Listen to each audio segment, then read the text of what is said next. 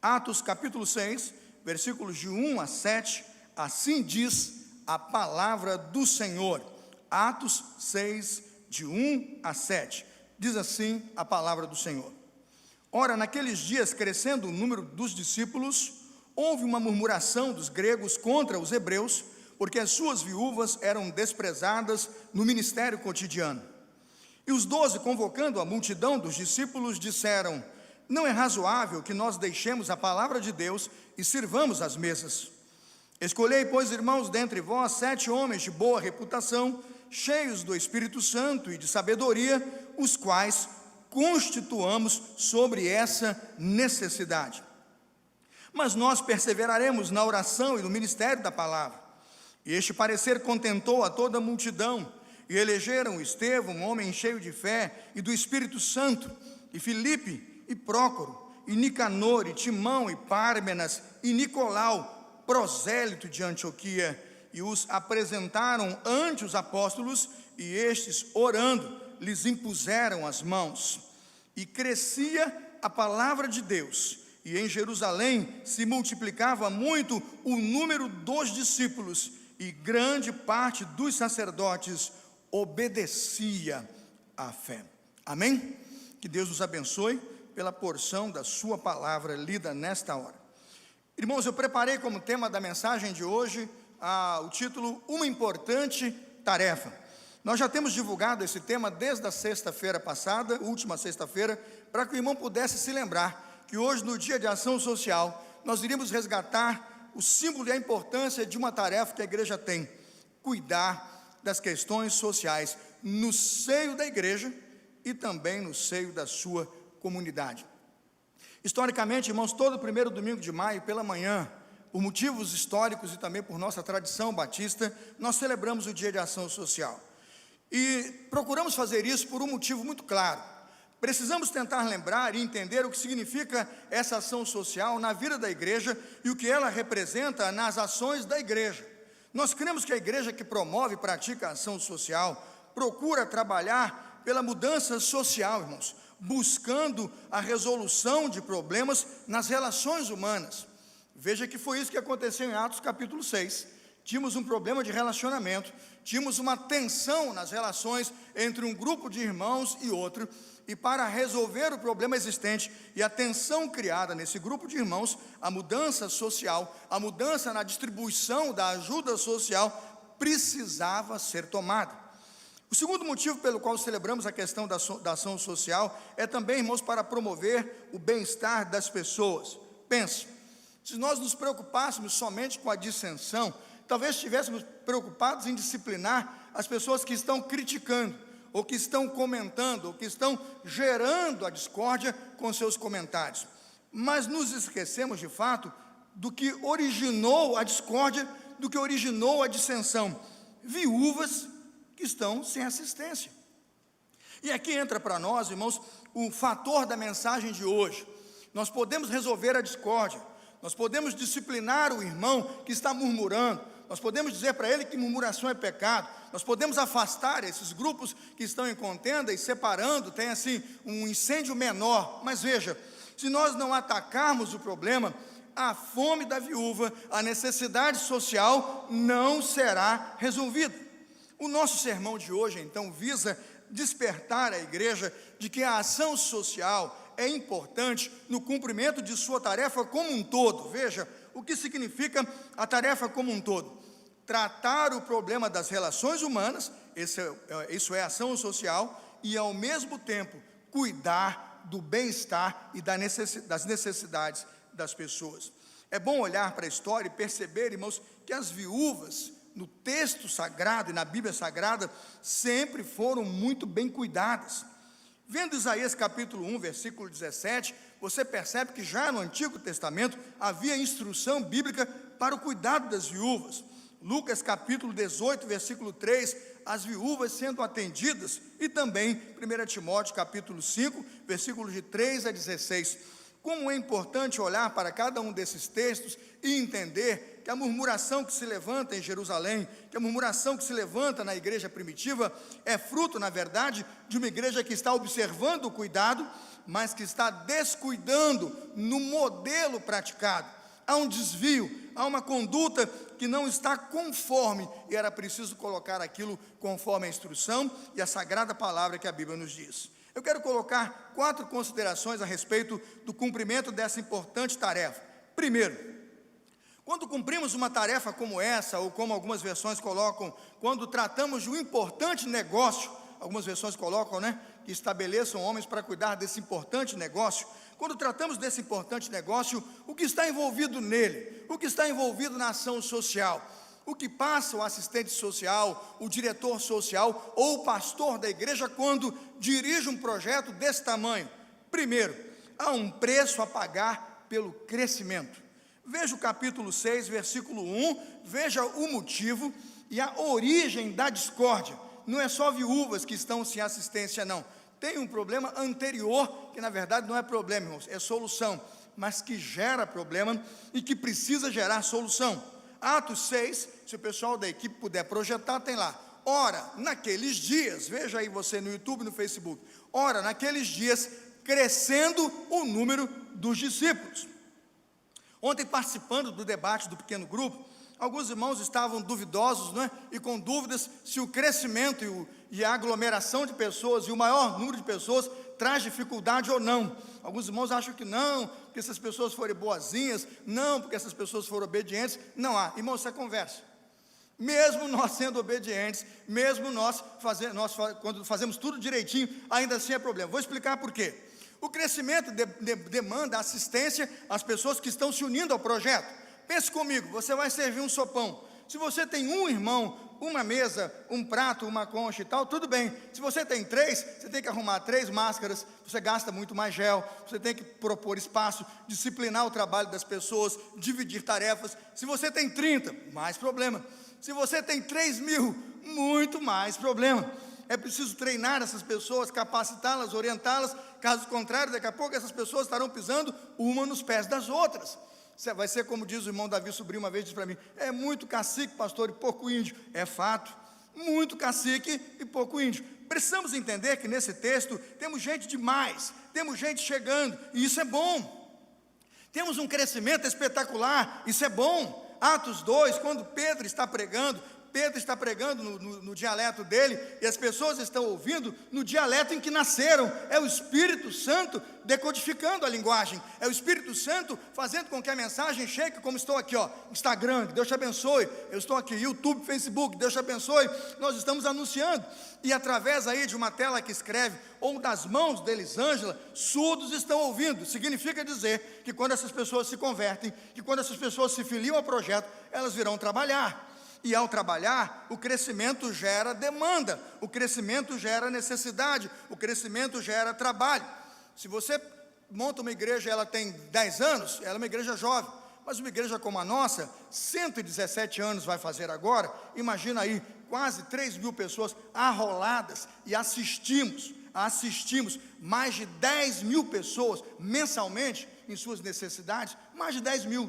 Pensa que o indivíduo convertido, na casa dele, ele só é membro, mas ele tem 5. Quando morre, ele pede ajuda, não é? Quando fica doente, ele liga acionando, não é, Paulo? Nós estávamos olhando aqui dos funerais que participamos, 12 são da igreja, 40 são de fora, porque está envolvido um membro da igreja. No envolvimento dessa assistência, o que significa o crescimento, apresentou um desafio, o crescimento apresentou um imperativo, a igreja precisa estar indo na direção dessas pessoas. É uma bênção crescer, é uma bênção batizar, mas pensa numa igreja de 117 anos, quantas viúvas já temos?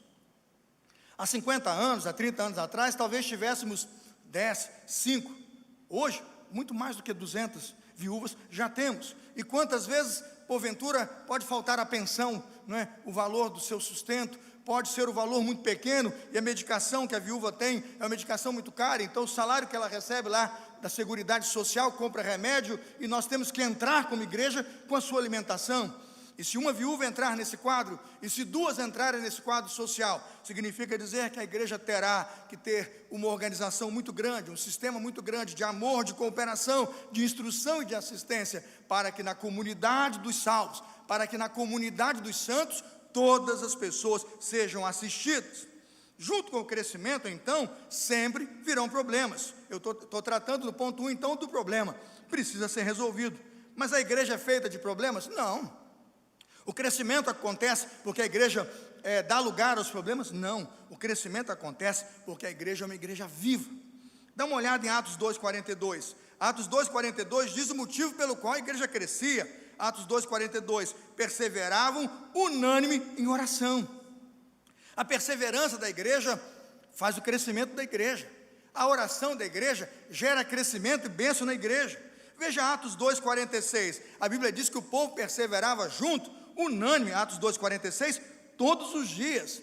Irmãos, a palavra perseverança aparece com tanta força nesses textos, que entendemos que é a perseverança da igreja e a ação do Santo Espírito que faz a igreja crescer. Isso é problema? Não, isso é bênção.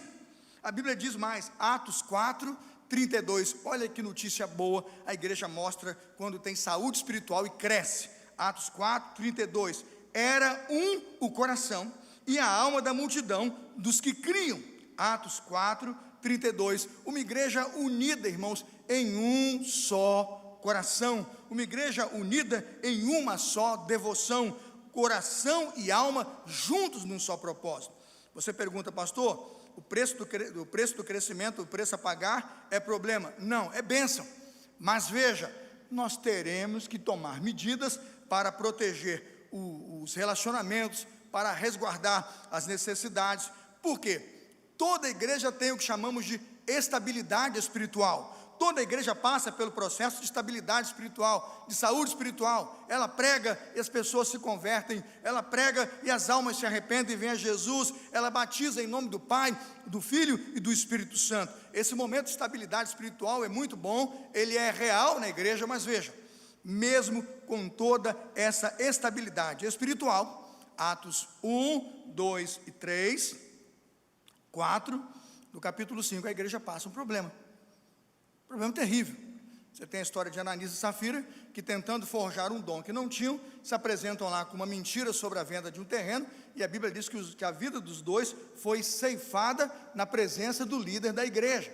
Primeiro impacto difícil que o crescimento ocasionou, e que a obra que vislumbrava assistir as pessoas, aqueles terrenos, estavam sendo doados para ajudar as pessoas, para ser transformado em renda e assistência a quem nada tinha, ou seja, aquele que tinha uma grande propriedade, percebeu o necessitado e fez daquilo um bem comum, vendeu, entregou.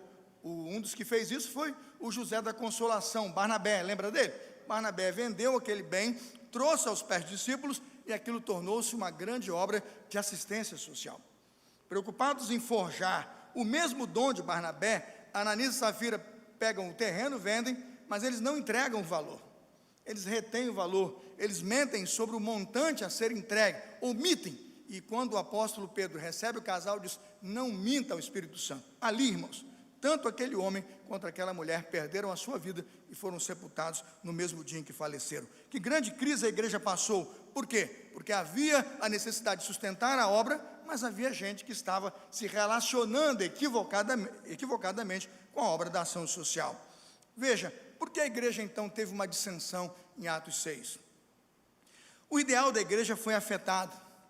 O trabalho da igreja, irmãos, é atender o necessitado. E quando esse ideal não é atingido, ou quando esse ideal é afetado, a igreja acaba por ser despertada a resolver o problema. Veja Atos 4, 34 e 35 e entenda o que aconteceu.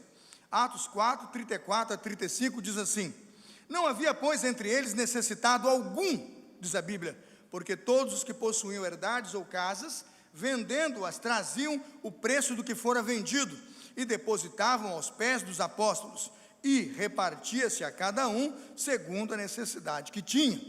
Esse era o ideal. Atos 4, 34 a 35. Não havia, bota o versículo 34, não havia entre eles, está na tela, necessitado o quê? Algum. Quando o grupo de necessitados volta a ser existente, e quando tem viúvas assistidas e outras ainda em necessidade, o grupo olhou e disse, tem uma disparidade, porque se tem é para todo mundo, Se tem, é para ajudar quem precisa, e a igreja não pode ajudar um grupo e outro não, fazer por um e outro não. Então foi despertada a igreja a voltar para o grande ideal de Deus. Por que então temos uma grande murmuração em Atos 6:1? Fruto do crescimento, fruto do ideal da igreja, que era assistir os necessitados, e o projeto era bíblico, mas havia uma desconformidade na gestão e na ação do projeto. Aí vamos ao segundo ponto. O primeiro ponto, o preço do crescimento e o problema que ele traz. O segundo ponto, o privilégio da ação, a solução. Se a gente foca no problema, vamos viver do problema. A gente não vai focar no problema, vamos focar na solução. A gente já sabe o problema, já percebeu a dificuldade, para onde a gente vai agora? Nós vamos para a solução. A Bíblia diz que uma ação foi tomada, uma ação foi dirigida, imediatamente uma postura foi assumida. A Bíblia diz, a Atos 6:2, e os 12 convocando a multidão. Coisa gloriosa, irmãos, é quando você tem um time que você pode convocar e pedir ajuda. Era um dia lá em casa, um dia comum. Eu estava lá orando, escrevendo sermões, trabalhando. O missionário Eliege Lopes me ligou. Pastor, o que estamos fazendo pelas pessoas que estão nas ruas? Eu disse, ainda nada, estamos planejando. E ela disse, planejando muito, fazendo pouco. Não é, pastor? Eu digo, verdade, mas vamos fazer. Naquele momento, com aquela palavra, com aquele despertamento, com aquele incentivo, imediatamente liguei, entrei nos grupos de ação social e disse, irmãos, a partir de amanhã, todos os dias nós vamos ter café da manhã e alimentação para a população de rua.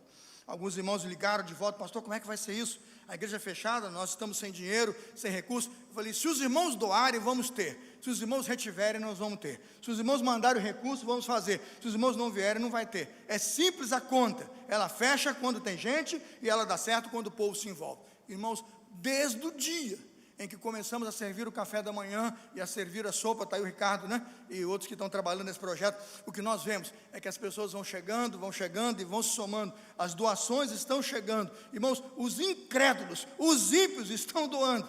Os irmãos do hortifruti, do supermercado, estão parando com seus carros, trazendo frutas, legumes e verduras, o hortifruti inteiro, entregando para nós alimentarmos esses que estão com fome. O que eu estou dizendo é que, quando nós temos um problema, o privilégio da igreja é ir à ação, o privilégio da igreja é ser a solução. O problema, irmãos, e o problema por si só gera murmuração e dúvida, mas a solução, ela traz bênçãos.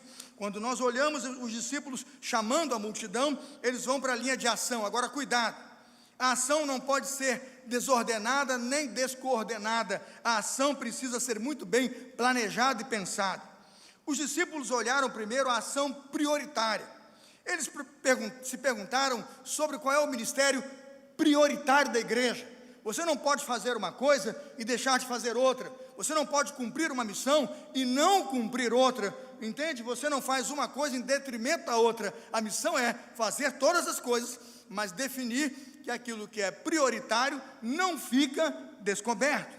Interessante a palavra dos discípulos à igreja, quando diz em Atos 6:2, não é razoável deixar a palavra de Deus e servir as mesas. O que o texto está dizendo? Não é razoável o pastor parar de pregar o evangelho para cuidar das viúvas. Não é razoável que o líder da igreja maior pare e comece com o seu carro levar comida e cesta básica, porque tem gente sem alimentação, quando a missão da igreja, veja, a missão da igreja é o crescimento dela, é a propagação do evangelho. Qual é a missão da igreja? A grande comissão. Portanto, ide, pregai o evangelho ao quê? A toda criatura. Cheguei na igreja um dia desse, né? Entrei pelo corredor, o assunto ali correndo, solto, e a pessoa que falava dizia lá, se os pastores ficarem em casa só estudando a Bíblia, né, e só lendo, e depois só pregando, a igreja não vai se desenvolver. Imagina, eu na igreja ouvi um negócio desse. Às vezes de um crente que tem mais de anos de igreja, entendeu pouco do evangelho, percebeu nada das ações prioritárias da igreja, do que faz a igreja andar e crescer, do que é o papel do pastor ao erguer as suas mãos e batizar em nome do Pai, do Filho e do Espírito Santo, do que é a promoção do reino de Deus. É uma tragédia. Quando nós ouvimos uma expressão como essa, oramos para que o Espírito Santo toque um coração como esse e o quebrante pelas obras do Espírito, porque caso contrário, irmãos, a igreja fecha. liderada por uma comunidade como essa, por pessoas que estão com visão assim, a igreja fecha. Eu dou graças a Deus pelos discípulos que, percebendo a diferença entre uma missão e outra, e entendendo o compromisso que tem com as missões da igreja, sabem o que é prioritário. A pregação do evangelho é prioridade, a anunciação de Jesus é prioridade, e quando obstáculos se levantam, o próprio Espírito resolve. Imagina Pedro, irmãos, em Atos 2, pregando num dialeto, e multidões ali sem saber o que fazer. Não tem o tradutor, o Google Tradutor, não é? Não tem o fone de ouvido com interpretação, mas o Espírito entra em ação. O que nós estamos dizendo é que quando a igreja cumpre a sua missão prioritária, o Espírito Santo a capacita para todas as outras ações, e ela vai complementar com dons as ações. Alguns pregam, alguns visitam, alguns entregam a cesta social, outros são especialistas nessa área, no tema social, mas todos nós juntos e muito bem coordenados sobre o que é prioridade e sobre o que precisa ser feito, vamos trabalhar para construir e edificar a casa do Senhor. Atos 6:2, a multidão foi chamada e ouviu uma grande explicação. Temos uma ação prioritária, ela não vai parar, senão a igreja não vai crescer. E o objetivo da igreja é que o evangelho se multiplique, e a cada dia se multiplique. Se a ação prioritária foi colocada, no segundo aspecto foi colocada também a ação emergencial. Qual era a ação emergencial? Ela pode não ser uma ação que todo dia você tem que prover, pode ser um acontecimento que nem sempre todo dia você tem que resolver, mas a ação emergencial precisa ser feita. O que era a ação emergencial?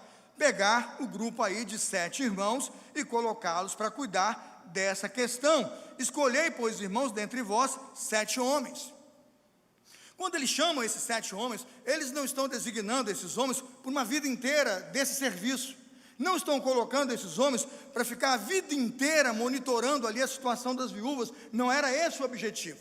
O objetivo desses 7 homens era prioritariamente e emergencialmente resolver a murmuração e manter as viúvas assistidas. Se esses homens fracassarem na sua missão, a obra prioritária da igreja vai sucumbir. Se esses homens fracassarem em sua missão, vamos ter problemas. Por isso foi importante na ação emergencial encontrar palavras como constituir pessoas que resolvam o problema. E veja, determinar o nível de importância da ação. Veja, sobre este importante. O fato de terem colocado a prioridade na proclamação da palavra e dizer que não era razoável deixar a palavra para fazer o social, veja que eles não colocam em lugar de menor importância, eles colocam de outra importância. Eles dizem, vamos constituir, Atos 6:3, esses homens sobre esse importante, sobre essa importante tarefa, sobre essa importante missão, ou sobre esse importante negócio. Quando definimos então a ação prioritária, a ação emergencial, e tomamos providências, qual é a solução? A solução é mãos à obra.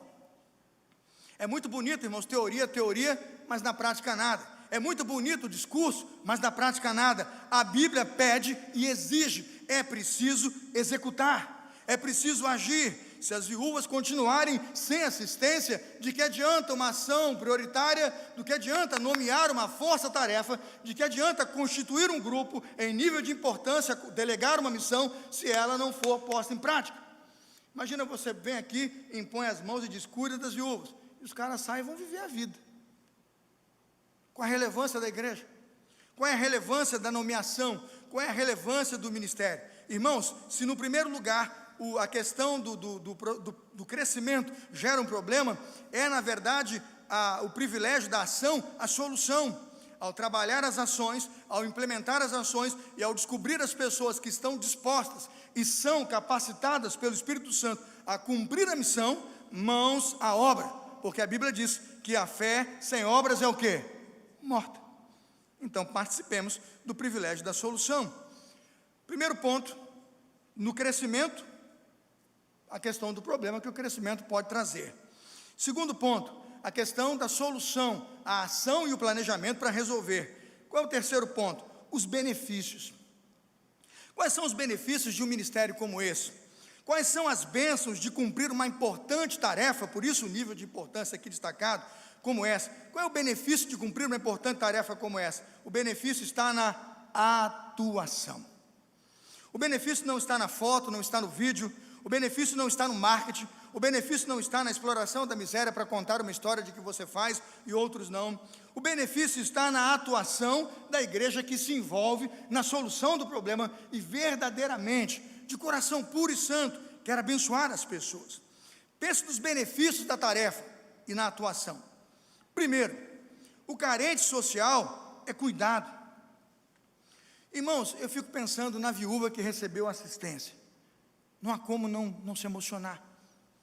Eu me lembro que há poucos dias recebemos a informação de um pastor, e eu não vou dizer o nome nem o motivo, mas a ordem me contactou e disse: tem um pastor seu amigo.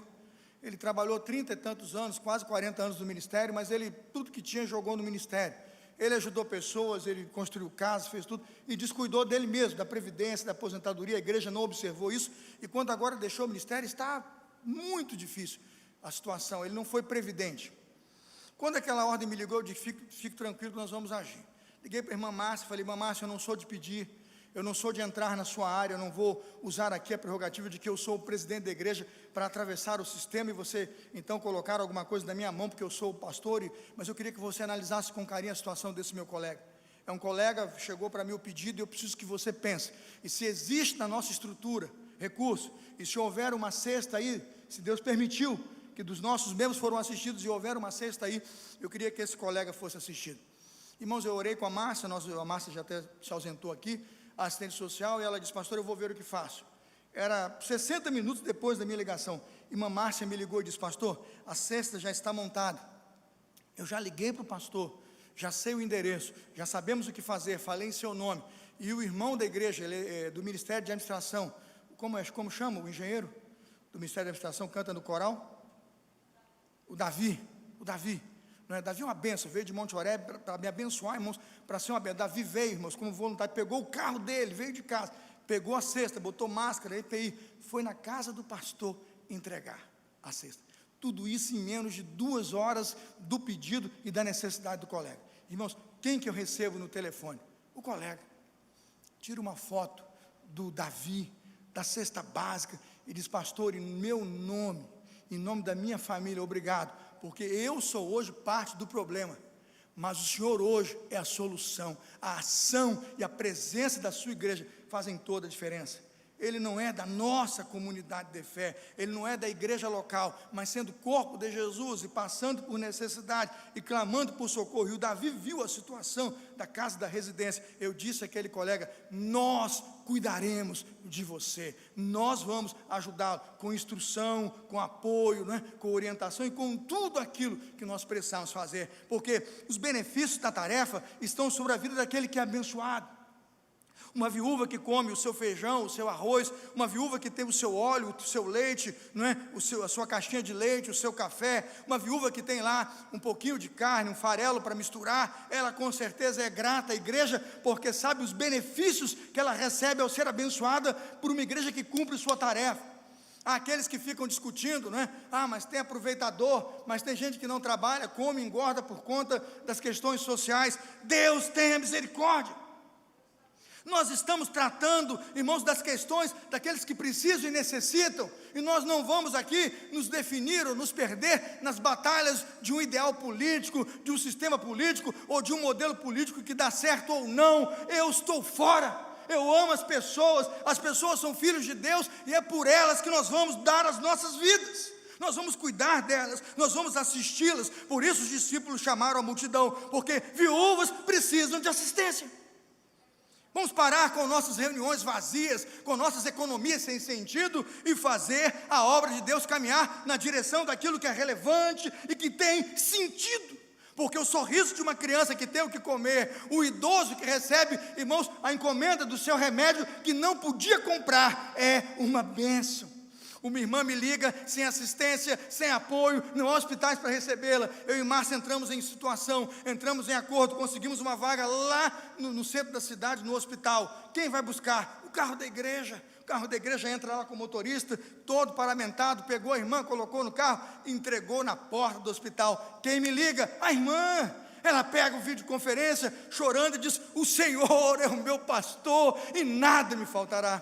Eu não estava lá, eu não estava naquele carro, mas eu acionei um pedido, eu pedi uma ajuda, nós movemos a estrutura e imediatamente pela tarefa, porque o benefício da tarefa é maravilhoso. O sorriso da viúva, o sorriso da criança, o olhar do pastor que encontra na igreja que atua, alento. Deus abençoe a igreja.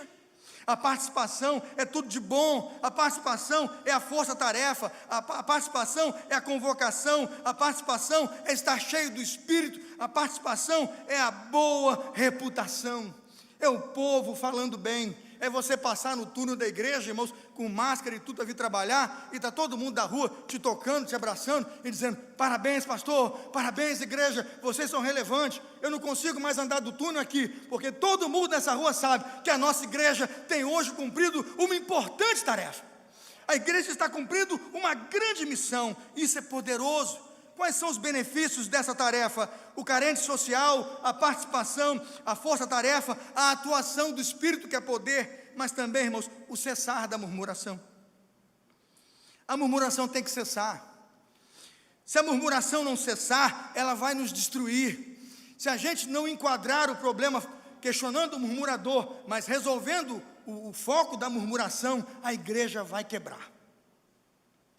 Atos 6,5 diz assim: qual é o benefício da atuação dos discípulos?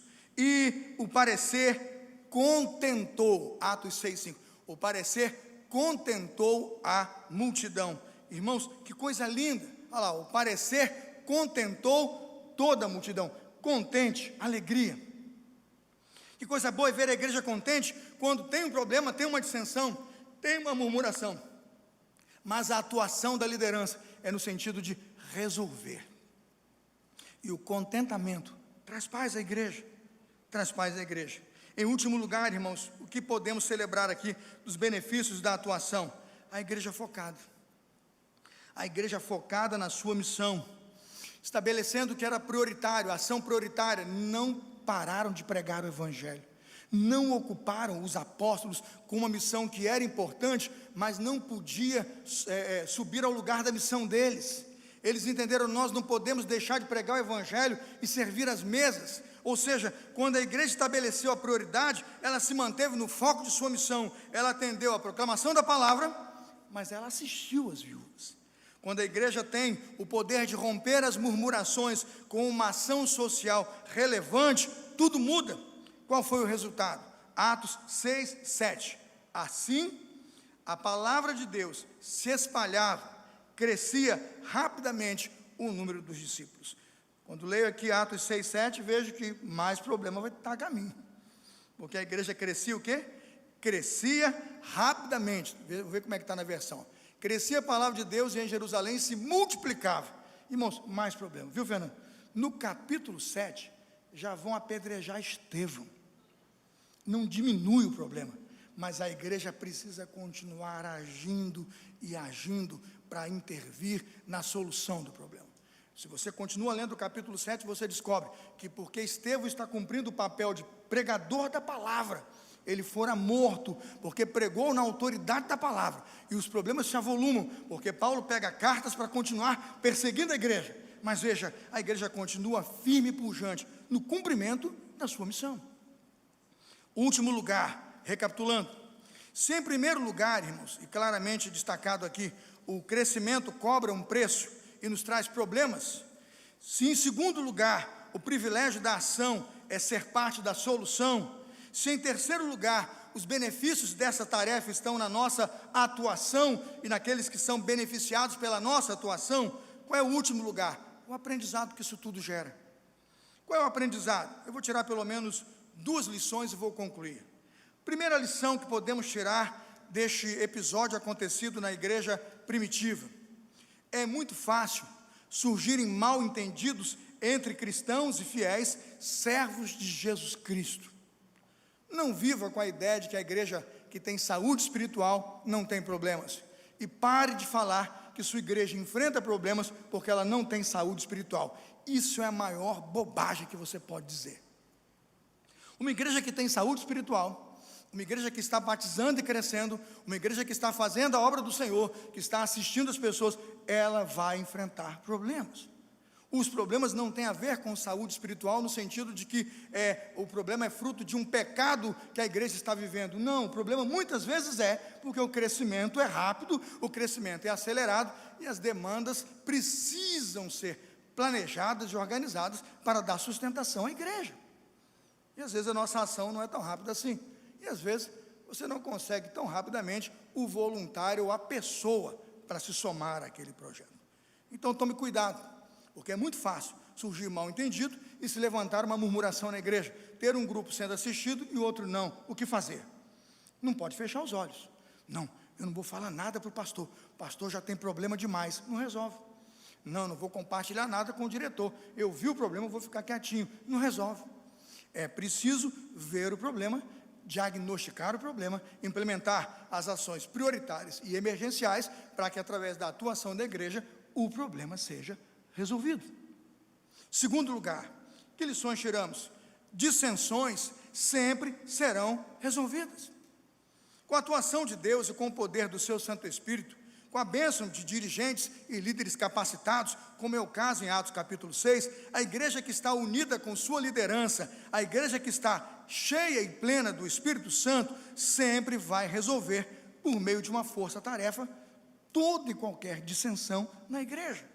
Se a igreja tem membros, se a igreja é corpo de Cristo, com liderança, com plenitude e ação do Espírito Santo e com ação, a igreja vai ser abençoada. O que fazer? Para cada dissensão é necessária uma ação. Você não vai concordar e vai dizer, pastor, nem toda dissensão precisa de uma ação ou de uma intervenção. Eu vou dizer uma coisa para você, equívoco seu. Equívoco seu. Se ninguém olhar por aquelas viúvas que estão sofrendo sem o alimento, porque outras estão recebendo, eu vou dizer uma coisa para você, aquelas viúvas vão morrer de fome. É problema meu e é problema seu, quando vemos uma questão a ser resolvida, trabalhar pela solução.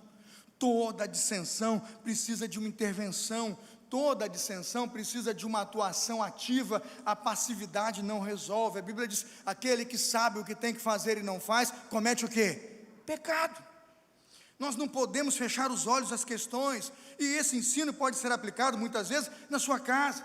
Quando você vê uma conduta equivocada no seu filho, e você fecha os olhos pela primeira vez, e vê um comportamento errado, e fecha os olhos pela segunda vez, aquilo não será resolvido por ninguém que não seja você, porque se você viu, se você sabe, o problema não é dele, é seu.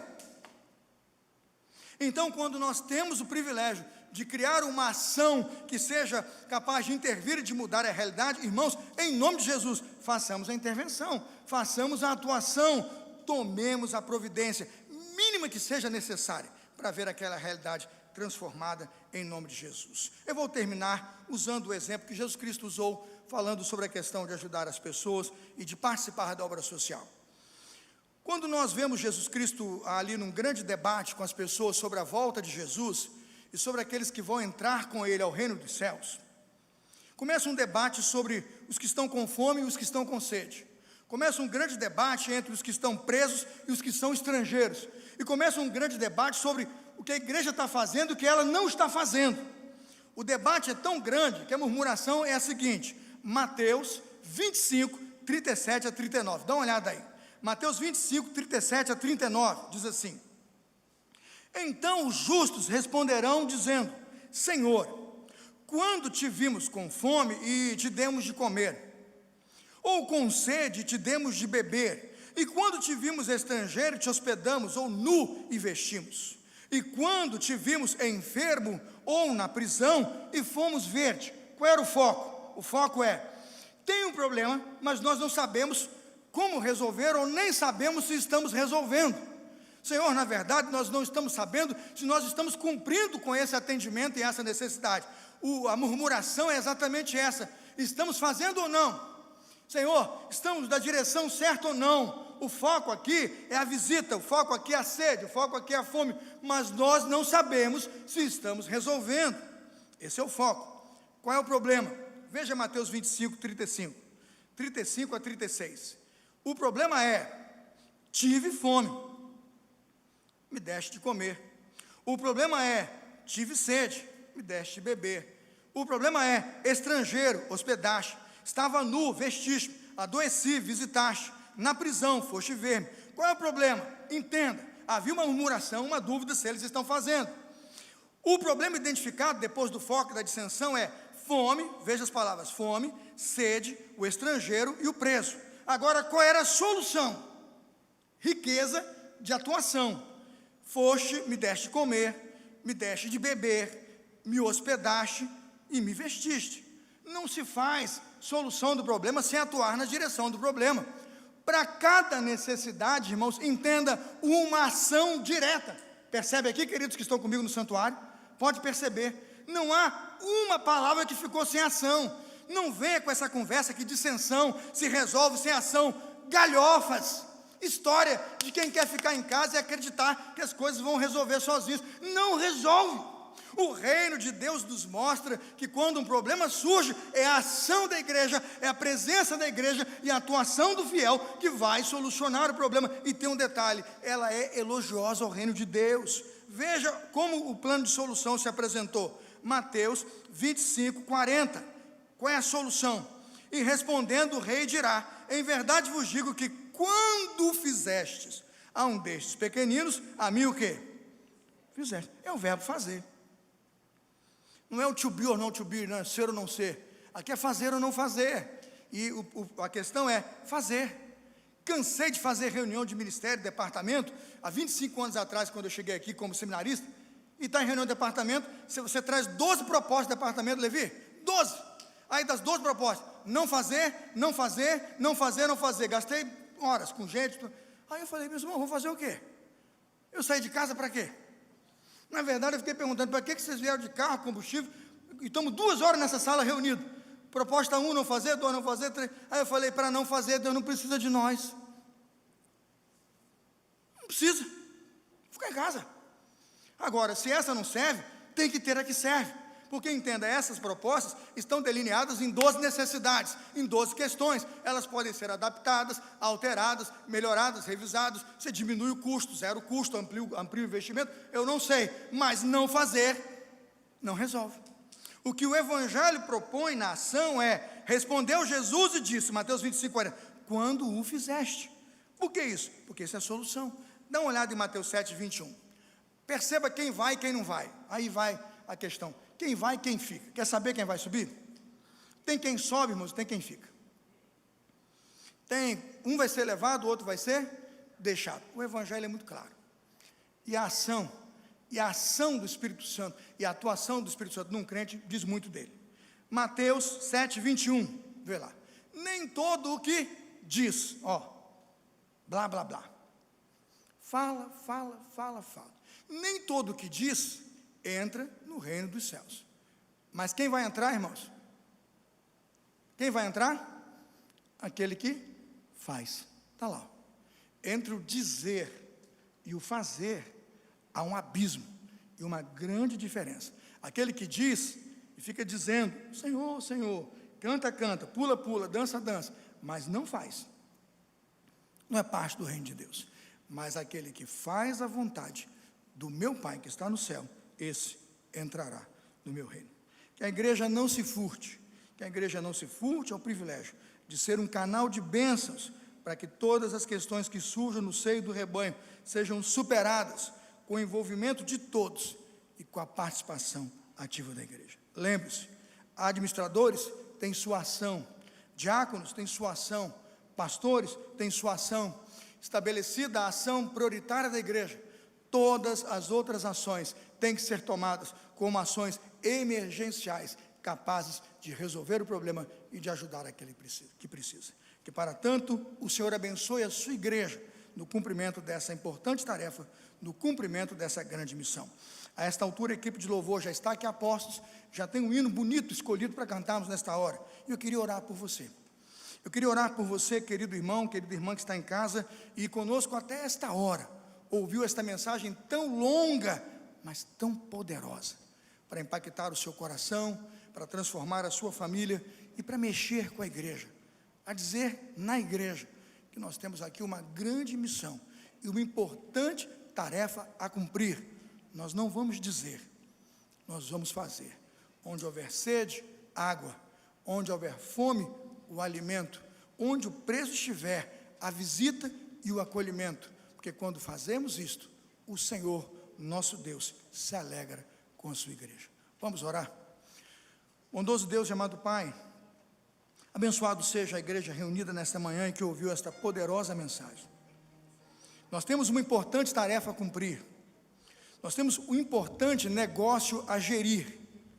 Não deixe falhar as nossas mãos, fortaleça as nossas mãos. Obrigado, Senhor. Pai, obrigado, Senhor, pelo privilégio que esta igreja tem de levar adiante a bandeira do Evangelho. As pessoas que são apoiadas, assistidas, socorridas e ajudadas pela igreja, que é corpo de Cristo, possam hoje perceber que a igreja só faz isso porque a ação prioritária da igreja é amar a Deus sobre todas as coisas e amar ao próximo como se fosse você mesmo. Oramos assim, em nome de Jesus.